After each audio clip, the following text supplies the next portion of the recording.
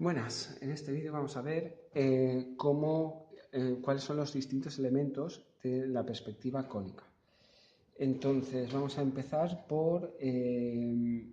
vamos a dividir esto en cuatro y vamos a ver cuatro posibilidades. En primer lugar, habrá imaginaos, esta es una composición aislada de las demás. Vamos a ver un elemento que va a ser la línea de horizonte. La línea de horizonte quiere decir que es la altura a la que sitúo mi vista, a la que tengo la cámara si estoy haciendo una fotografía, donde tengo la cabeza si, imaginaos, estuviera mirando hacia allí, pues sería el punto en el que sitúo la altura de mis ojos. ¿De acuerdo? Otro tema importante va a ser la línea de tierra. ¿De acuerdo? Y sobre todo, más que la importante por sí, es importante en la distancia que separa línea de horizonte y línea de tierra. Esta diferencia entre una línea y otra va a marcarnos muchos elementos de la perspectiva. Por ejemplo, os habréis dado cuenta que la perspectiva es muy distinta si estamos de pie, si estamos sentados, si estamos subidos a una tarima o algo alto. Eso va a cambiar nuestra forma de percibir las cosas. ¿De acuerdo? No es lo mismo eso, estar de pie, que por ejemplo cuando de pronto la línea de horizonte y la línea de tierra están muy juntas, pues para un mismo objeto que aquí vamos a poner una especie de cónica frontal en el que aquí un cubo lo veríamos así, podríamos ver su parte de arriba. En este, en cambio, si hacemos un cubo del mismo tamaño, en unas circunstancias similares y el punto de vista más o menos situado al mismo lado, resulta que la parte de arriba no la alcanzo a ver. Esa podría marcarse como una diferencia importante entre cuando hay poca diferencia de distancia y cuando hay mucha. La línea de horizonte me dice que lo que haya una superficie horizontal más arriba de esto no la voy a poder ver. Va a ser como una estantería demasiado alta para mí o un edificio del que no puedo ver desde el suelo su parte de arriba.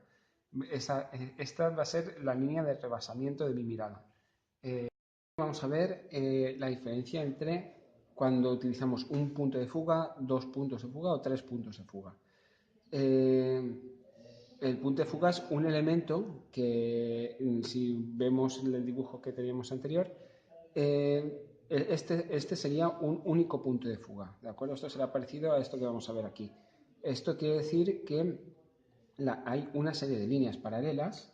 Por ejemplo, vamos a hacer una figura un poquito más grande. Vamos a poner una línea de horizonte puesta muy arriba y vamos a poner un punto de fuga, ¿de acuerdo? Vamos a llamarlo F. Eso quiere decir que en este caso, cuando solo tenemos un punto de fuga, tenemos una cara que, si es un rectángulo, lo voy a ver como un rectángulo, no va a estar deformada por la perspectiva. Pero las demás caras, las horizontales y las verticales, todo lo que nos marque la profundidad, son unas líneas paralelas que van a nuestra forma de percibir, va a hacer que parezca que confluyan en el punto de fuga. ¿De acuerdo? Entonces, aquí, por ejemplo, a partir de este prisma, esta especie de prisma rectangular, podríamos marcar la diferencia y podríamos marcar el fondo de la figura, y estas líneas de fondo volverían a ser paralelas a nosotros. Si lo hiciera todo entero, voy a hacer esta línea de fuga con una línea punteada, como una línea oculta. Fijaos que este rectángulo de aquí vuelve a ser un rectángulo que no está deformado, pero en cambio este, que también es un rectángulo, lo veo pues como un cuadrilátero irregular. ¿de acuerdo? Y este otro tanto, ¿de acuerdo? Esto, cuando tenemos un punto de fuga, vemos las cosas así. Vamos a poner dos puntos de fuga. Cuando hay dos puntos de fuga también se le llama cónica oblicua. Vamos a poner ahora sí línea de horizonte, línea de tierra. Vamos a poner un cubo más pequeño.